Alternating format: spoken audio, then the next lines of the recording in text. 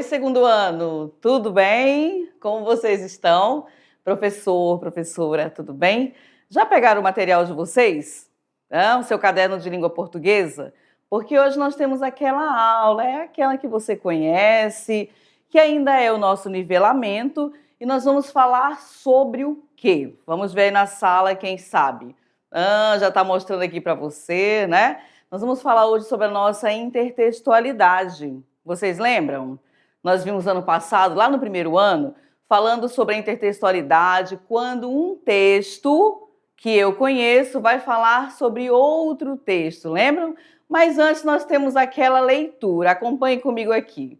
Vamos na tela. Olha só, vamos começar aqui com o nosso poema Ode Triunfal, de Álvares de Campos, heterônimo do poeta português Fernando Pessoa. Então, vamos ler juntos. Ele começa assim: ó rodas, ó engrenagens, eterno, forte espasmo, retido dos maquinismos em fúria forem dentro de mim. Por todos os meus nervos dissecados fora, por todas as papilas fora de tudo com o que eu sinto, tenho os lábios secos, ó grandes ruídos modernos, de vos ouvir demasiadamente de perto, e arde-me a cabeça de vos querer cantar com o excesso de expressão de todas as minhas sensações, com o excesso contemporâneo de vós, ó máquinas. Então, olha só, feita a leitura, o que eu posso interpretar daqui? Ai, professora, mas nessa primeira leitura não deu para compreender. Vocês podem parar um pouquinho e fazer uma segunda leitura. E cada um vai trazendo o que ele quis mostrar. Quando faz aquele som, né, pausado, o que você conseguiu interpretar? É aquele momento antes de nós entrarmos no nosso conteúdo, ok? Vamos voltar aqui para a tela e ver o que mais que nós temos em relação ao nosso poema. Olha só, nosso em tom de conversa ele traz assim: apóstrofe, o que é? Busca aí, na sua memória, que você já viu. É a figura que consiste em uma exclamação com a qual o emissor, quando eu falo em emissor, o que é que eu lembro? Quando eu quero passar uma mensagem, não é assim? Eu levo algo para alguém. Interrompe o discurso para dirigir-se a alguém, olha aí, real ou fictício, ou algo concreto ou ainda abstrato. Ó rodas, ó engrenagens, né? E aí fica para vocês o seguinte: qual a função da onomatopeia? Segundo ano, falando em onomatopeia, o que eu vou lembrar? É importante você sempre ter em mente aquela questão: um conteúdo vai puxar o outro. Então, onomatopeia não são os ruídos, os sons? Então, aqui ele vem. Qual a função da onomatopeia, também presente no verso do poema, mostrando por meio dela a quem o sujeito poético se dirige? Então, vocês podem fazer depois uma reflexão sobre a leitura, podem relembrar o que era uma onomatopeia, né? Qual a função dela, o que ela reproduz, para quê? Para que você sempre fique ali, a gente sempre traz aquela cantiga de grilo, não sai da sua mente, tá? Sobre o autor, Fernando Antônio Nogueira Pessoa, nosso Fernando Pessoa. O que nós temos aqui para falar um pouquinho sobre ele? Foi um dos mais importantes poetas da língua portuguesa e figura central do modernismo português. Nós ainda estudaremos sobre o modernismo, mas lá no nosso terceiro ano, tá? Fernando Pessoa foi vários poetas ao mesmo tempo. Como assim, né, professora? Vários poetas. Ele criou os heterônimos. Eu não quero assinar como Fernando Pessoa, mas eu tenho ali um outro nome, e aí você vai saber quais são. Poetas com personalidades próprias que escreveram sua poesia e com eles procurou detectar sob vários ângulos os dramas do homem de seu tempo, certo? Então, quando nós falamos naquele texto, antes de iniciar o nosso conteúdo, do nosso nivelamento, você sempre faz aquela reflexão. Pode ser uma poesia, pode ser só uma imagem para analisarmos juntos, né? Eu falo por aqui, vocês também podem colocar o que você... Eu olhei essa imagem aqui, professor, eu tenho esse pensamento. E aí vocês vão dialogando. Esse é o objetivo do nosso texto e falar também sempre um pouquinho sobre o nosso poeta, né? O que ele traz? Em que período ele se destacou? Quando falamos em Fernando Pessoa, que eu falei, olha, lá no terceiro ano, é porque nós ainda vamos chegar lá. E quando nós chegarmos, você já vai saber quem é, um pouquinho, né? Nós vamos ainda aprofundar, ok? Então vamos lá, diretamente para a tela, falando sobre a nossa intertextualidade. Então lembra assim, a intertextualidade é quando um texto vai conversar com outro texto. O que você lembra disso aí? Vamos ver aí na sala. É a interação entre textos, né? Olha lá, um diálogo que se dá entre eles. Mas entre eles quem? Quem lembrou aí? Eu tenho aqui uma imagem. Olha só. Essa imagem aqui. Depois eu tenho, o que elas têm em comum? O que elas lembram? O que elas parecem, né? Rosa e azul, eu tenho uma tela. E aí depois vem uma outra imagem que, se você conhece, automaticamente você vai encontrar aqui uma intertextualidade. Então sempre lembra que é um diálogo entre o texto, entre as imagens, entre algo que você já conhece. Outro também, o violeiro. E o que eu tenho? Olha, a mesma forma, se você conhece uma imagem, a outra, ela já vai te trazer uma intertextualidade. Muitas vezes, pessoal, vem com algumas palavras ali trocadas, mas você sabe.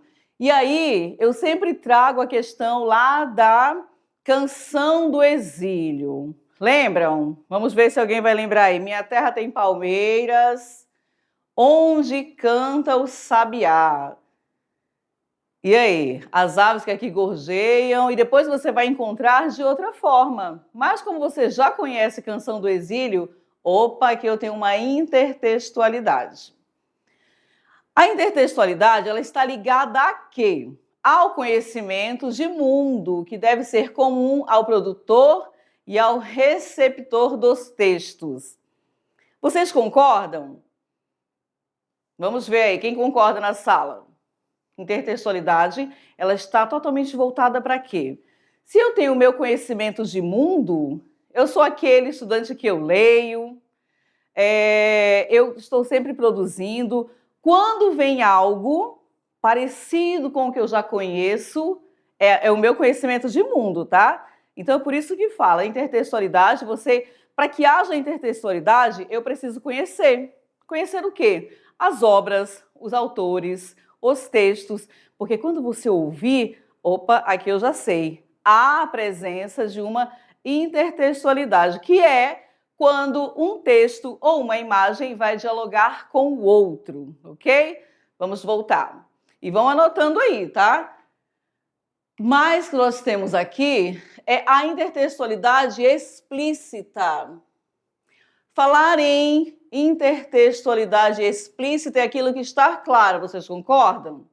Eu já sei o conceito do que é explícito, é algo que vem ali claro, né? Eu não preciso ter muita dificuldade para compreender. Por exemplo, é clara e fácil de ser identificada pelo leitor, estabelece uma relação direta com o texto original, tá? Você não faz tantos rodeios para você encontrar. São encontrados facilmente elementos dos textos-fonte. Não é necessário esforço ou dedução do leitor. Como assim essa questão da dedução? Ah, será que é? Não, ele é claro, olha, ele é explícito, ele já dá direto o ponto para você. Não exige conhecimento prévio do conteúdo. Aí você marca aí no seu caderninho, aqui falando da intertextualidade, mas explícita, certo? E nós podemos encontrar em anúncios, em tirinhas, são várias as formas que elas aparecem, tá? a intertextualidade explícita aqui, você tem certeza de que não está na história errada? Vamos trabalhar juntos aqui. Nessa imagem que aparece para você, o que é que você tem? O que é que você vê aqui? Olha lá, eu tenho a presença de quem? Eu tenho o lobo mau, né? Até aí tudo bem? Eu tenho os 3 porquinhos, será? Quem que não está aí encaixando dessa tira? Vamos ver. Quem vai acertar aí na sala? Ah, se eu nunca ouvi falar, se eu nunca escutei, se eu nunca dormi ouvindo a minha historinha, tá tudo certo. Eu tenho personagens, eu tenho lobo mau, mas e aí, se eu conheço? Ah, eu conheço a história dos 3 porquinhos. Não, você não está aqui. Você faz parte de um outro mundo. Então, ali eu compreendi a minha intertextualidade de forma clara, explícita. Está mostrando ali para você. Perceberam? Então, tira o intruso, coloca o personagem adequado e fica tudo certo, tá bom? Vamos ver o que nós temos mais aqui. Depois, intertextualidade ainda explícita, sempre lembrando, pessoal, para que eu consiga encontrar essa intertextualidade, eu preciso ter o meu conhecimento, concordam? Aqui você tem, por favor, conta só mais uma mentira. E aí eu tenho que analisar o todo. Qual é o todo? Ele começa aqui, termina aqui. O que que falta para chegar ao meu objetivo? E aí, por que que ele usa essa expressão, conta mais uma mentira, que eu chego lá, né? Por quê? Quem é esse aqui? Não é o Pinóquio? Qual é a característica, a imagem do Pinóquio, segundo ano? Não é aquele que mente? Então, se ele contar mais uma mentira, o nariz dele vai crescer e aí ele chega aqui ao ponto. Intertextualidade explícita. Agora, que nós já falamos daquilo que é claro, né, que vem ali de forma direta, nós também temos a intertextualidade aparecendo de forma implícita. Como assim? É difícil de ser identificada pelo leitor, tá? Marque aí. Estabelece uma relação indireta com o texto base. Não é fácil encontrar elementos do texto fonte, ele vai sempre dificultando, tá? É necessário dedução, análise e atenção do leitor. Exige conhecimento prévio do leitor sobre o conteúdo. Então vejam que enquanto você tem na clara, na intertextualidade explícita, né, que não é necessário, a outra já diz que você precisa ter. E que mais? Saindo ali da nossa intertextualidade, tanto a explícita quanto a explícita, nós também temos o quê? Quem lembra aqui da paráfrase? O que é uma paráfrase? O que é você parafrasear o texto? Coloque aí. Parafrasear o texto é elaborar um texto com base em outro já existente. Mas é o que você vai fazer? Você mantém as ideias, mantém aquele foco principal do texto, porém você vai modificar as palavras. E a partir do momento que você faz a leitura, você sabe que ele está sendo parafraseado, que é remetido a um texto que você conhece. Conquanto retornasse cedo, deixava os genitores preocupados. Embora voltasse cedo, deixa os pais preocupados. Tem a mesma ideia ou não? O que é importante para a gente? É saber, conseguir identificar, tá? O homem da cidade não conhece a linguagem do céu. Ponto. Fiz a minha leitura aqui. O homem urbano não conhece a linguagem celeste. Então, paráfrase, diante do conceito que você acabou de acompanhar, o homem da cidade, o que eu fiz aqui? O homem urbano. E aí eu continuo a minha escrita. Não conhece a linguagem do céu. Ah, mas o que eu posso colocar então aqui para não perder o meu sentido? O que eu faço? Não conhece a linguagem celeste. Tudo bem até aqui? Então, vamos seguir. Texto original. Minha terra tem palmeiras, onde canta o sabiá. As aves que aqui gorjeiam, não gorjeiam como lá. Então, Gonçalves Dias, Canção do Exílio. Quem lembra aí de Canção do Exílio? Falei um pouquinho para vocês. Aí eu tenho o meu texto original, mas eu tenho a minha paráfrase. Como que ela aparece? Vamos ver se diante da nossa leitura você consegue fazer ali um paralelo com o texto original. Meus olhos brasileiros se fecham, saudosos, minha boca procura a canção do exílio. Como era mesmo a canção do exílio? Eu, tão esquecido de minha terra, ai terra que tem palmeiras, onde canta o sabiá. Carlos Drummond de Andrade. Então aqui você faz a leitura e aí você cai na paráfrase. Por quê? Este texto, o que ele fez? Parafraseou o texto original que os senhores já conhecem. Conseguiram compreender aqui? Falamos então em intertextualidade explícita, implícita, as paráfrases que você faz ali uma fala ou você escreve, você vai percebendo que a utilização ou a referência ao texto original. Aqui nós temos, vamos ver, as paródias. O que é uma paródia? Quem lembra aí na sala o que é uma paródia? Vocês tiveram nas aulas de matemática esse termo? Quem lembra? Vamos ver aí na sala quem lembra. Paródia, aula de matemática, né? Professora Lúcia, professor Valnei, professor Maurício, quando colocam para vocês, pessoal, vamos lá, que a música é assim, vocês até gostam e todo mundo canta na sala, né? Que eu já vi, fica muito bacana. Olha aí a paródia. Olha aí a língua portuguesa presente 100% no nosso dia a dia. Então, o que é uma paródia?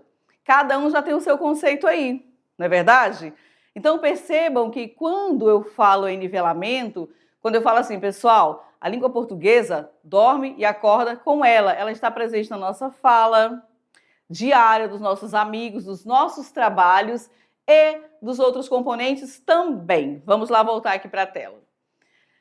Então, consiste em ironizar, você pode marcar essa característica e satirizar o texto original.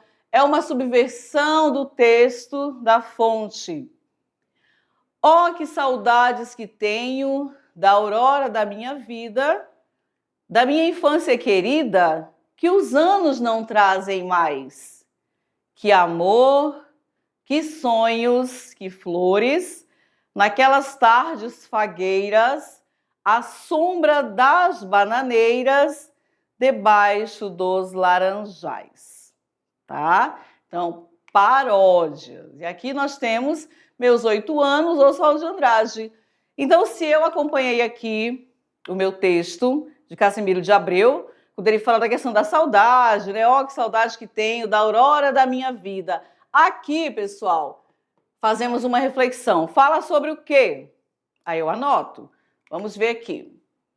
Já o Oswald de Andrade, ele traz o seguinte: ó, que saudades que eu tenho da aurora da minha vida, das horas de minha infância, que os anos não trazem mais. Naquele quintal de terra da rua de Santo Antônio, debaixo da bananeira, sem nenhum laranjais. Percebem aqui? O que ele fez? Dialogou com o texto original? E aí você precisa ter essa visão, esse conhecimento. Paródia. Minha terra tem palmares, onde gorjeia o mar. Os passarinhos daqui não cantam como os de lá. Então, o que aconteceu aqui? Se eu conheço Canção do Exílio, o que eu vou encontrar? Ele começa assim, minha terra tem palmares. Aí você conhece lá, minha terra tem palmeiras, onde canta o sabiá. E aqui ele fala, onde gorjeia o mar, os passarinhos daqui não cantam como os de lá. Automaticamente você vai lembrar do texto original. Então, recurso que foi muito utilizado pelos poetas modernistas, e aí o modernismo aqui continua aparecendo para vocês, tá? com o objetivo de quê? De criticar os moldes de outras escolas literárias. Temos a imagem, essa imagem ela está modificada. O que ela traz para a gente? Aquele segundinho para você analisar. O que eu tenho aqui? Temos mais. Olha, é feito de maneira indireta e simbólica, usando referências de elementos de um texto em outro. Vejam a nossa imagem. E o que eu tenho ao lado? Qual a referência que ela é feita? Ela aparece, ela lembra. Se aparecesse só aqui, na Turma da Mônica, você conseguiria fazer essa referência? Temos mais. E aí aqui você vai lembrar da alusão, tá? Então você vai separando cada um, as paráfrases, as intertextualidades, tanto a explícita quanto a implícita, e a alusão através da imagem. Eu tenho uma imagem modificada, porém ela não perdeu o seu sentido original, ok? A última Santa Ceia, como ela está aqui? O que eu tenho de inovador? O que eu tenho de moderno? Outro ponto também que você pode explorar. Olha só, a intertextualidade também ocorre com textos visuais, como nesta releitura de A Última Santa Ceia. Concordam? Eu tenho ali a minha imagem e eu posso fazer a minha interpretação. O que dá para interpretar aqui? Professora, mas eu não tenho nada escrito. Mas você já tem elementos que vão aguçar o teu pensamento, a tua curiosidade. Aí na turma, o que dá para a gente explorar aqui através da imagem? Vamos lá, as duplas aí, ou a turma toda, ou em grupos. Eu tenho o que de moderno aqui? É a Santa Ceia, mas não tem nada escrito. Mas e aí? É a evolução? Os dias atuais? Percebem como que a intertextualidade ela trabalha? Às vezes só uma imagem. E aí você vai buscar através da sua bagagem, certo? Vamos lá, temos mais ainda e vocês vão colocando no caderninho de vocês, tá? Outra imagem para vocês, os operários, Tarsila do Amaral, que faz alusão às transformações sociais e industriais no Brasil e pode ser associados a quê? A textos literários ou discursos sobre a classe trabalhadora. Tá? Então, só a temática aqui já nos convida a uma reflexão. Os operários. Então, o que eu posso trabalhar em cima da minha imagem? O que eu encontro? Quais são as questões sociais que eu posso levantar aqui? E aqui nós vamos fazer juntos. Paródia da Canção do Exílio, de Gonçalves Dias. Olha só, gente. Começa assim, minha terra tem macieiras, opa, como é que eu conheço?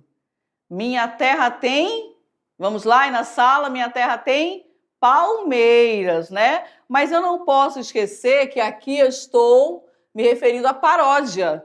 Então, o que eu vou encontrar diante da minha paródia? Minha terra tem macieiras da Califórnia, onde cantam gaturanos de Veneza, os poetas da minha terra são pretos que vivem em torres de ametista. Os sargentos do exército são monistas, cubistas. Os filósofos são polacos vendendo a prestações. E continua, né? A gente não pode dormir com os oradores e os pernilongos. Os sururus em família têm por testemunha a Gioconda. Eu morro sufocado em terra estrangeira. Nossas flores são mais bonitas. Nossas frutas mais gostosas, mas custam 100 mil réis a dúzia.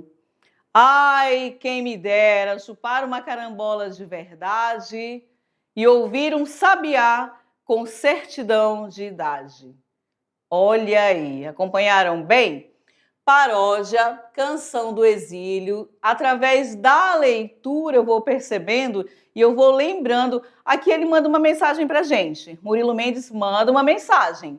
Mas, automaticamente eu lembro de quê? Minha terra tem palmeiras onde canta o sabiá. Então, qual é a mensagem aqui que ele passa trabalhando com a Canção do Exílio, hein, segundo ano? Falando da paródia, tá? Paráfrase. Então, nós temos aqui Canção do Exílio. Se eu já conheço o que é uma paráfrase, o que eu vou encontrar aqui pela frente? Minha terra tem palmeiras onde canta o sabiá. As aves que aqui gorjeiam, não gorjeiam como lá. Nosso céu tem mais estrelas, nossas várzeas têm mais flores, nossos bosques têm mais vida, nossa vida mais amores. Vocês não vão mais esquecer, né, da Canção do Exílio? Hino nacional. Do que a terra mais garrida, teus risonhos, lindos campos têm, olha aqui, tem mais flores. Onde eu encontro?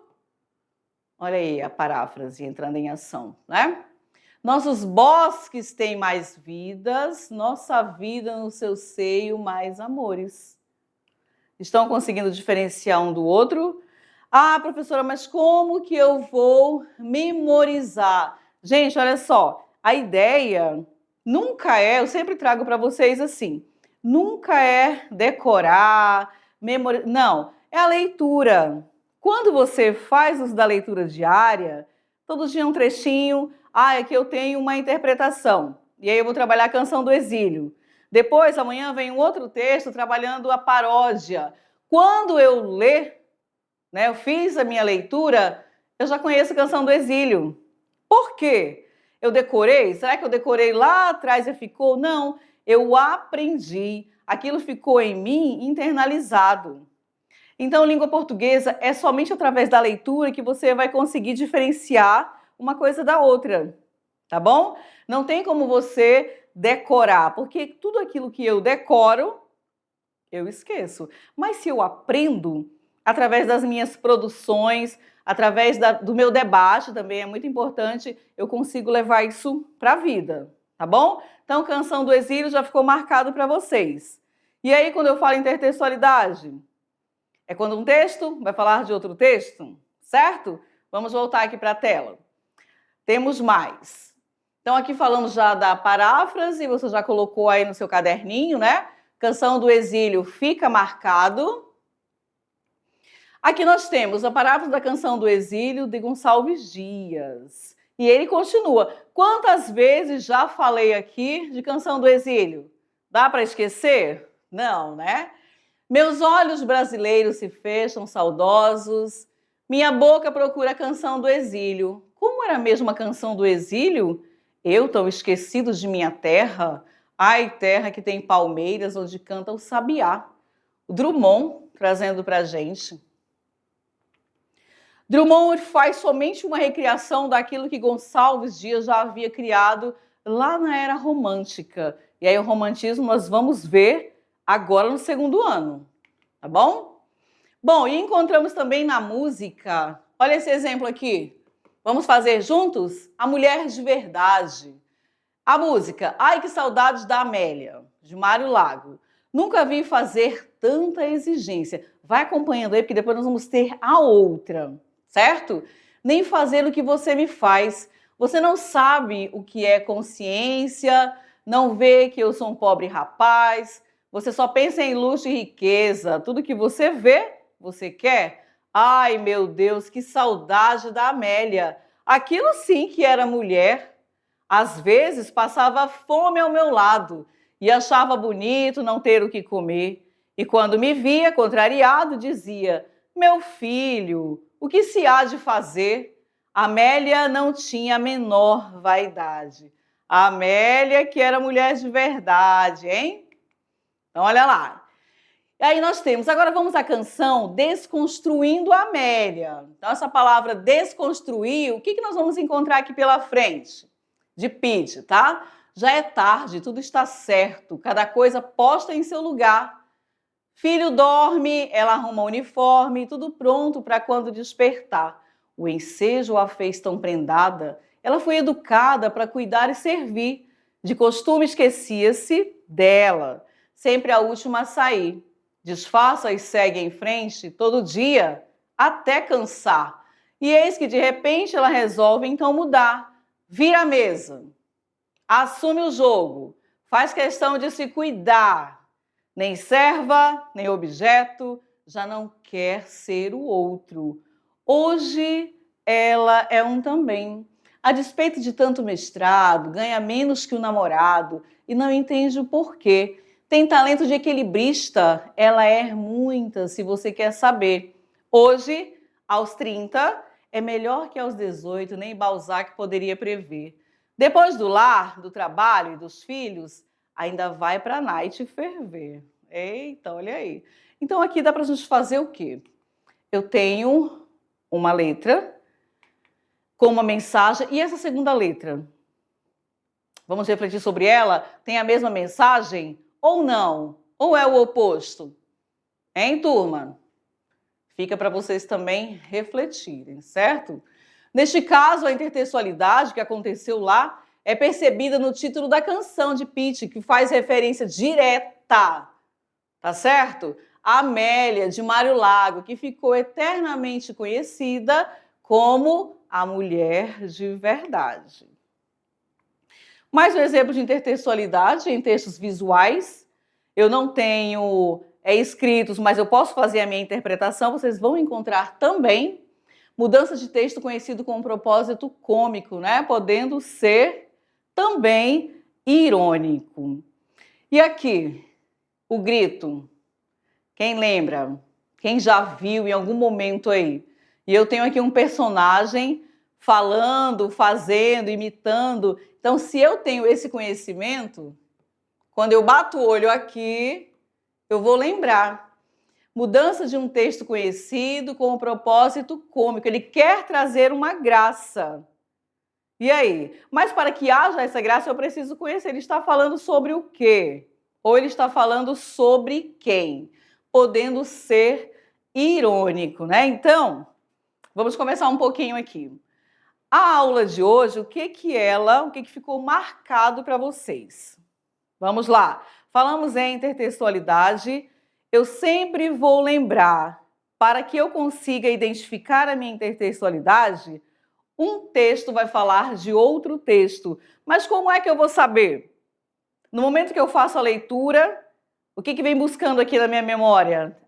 Eu sempre vou usar a Canção do Exílio para vocês, tá? Então, Canção do Exílio. Lá, a Canção do Exílio pode ser trabalhada de várias formas. Mas eu também preciso lembrar que a intertextualidade ela pode vir muito clara, direta, de forma explícita, que não busca muito, eu já bato o olho, já faço uma primeira leitura, já entendo, mas ela também pode vir de outra forma, vocês concordam? Daquela forma implícita, que me dá um pouco mais de trabalho.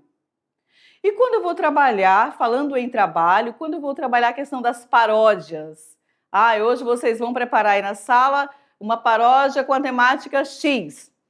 Aí vamos ver qual grupo que vai apresentar melhor, que teve mais criatividade. Porque por trás da paródia, o que você vai fazer?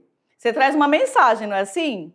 E as paráfrases? E a alusão, que é quando eu vou fazer uma referência. Então observem que é uma temática boa, que os senhores já conhecem, que nós estamos aqui trabalhando no nosso nivelamento. E o que eu sempre trago para vocês, pessoal, é assim: faça anotação. Pega aquele seu caderno, lá do início, né, da aula que nós já conversamos, e vai pontuando. Eu preciso colocar todos os meus exemplos? Não. Mas quando eu falo em explícito, claro, né, quando eu falo assim, em intertextualidade clara, direta, explícita, há uma diferença quando eu falo na implícita.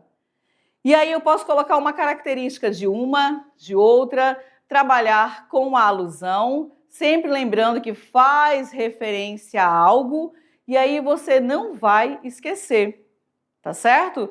Quando as escolas literárias colocarem pra gente qual a ideia de fazer uma paródia do romantismo lá no modernismo.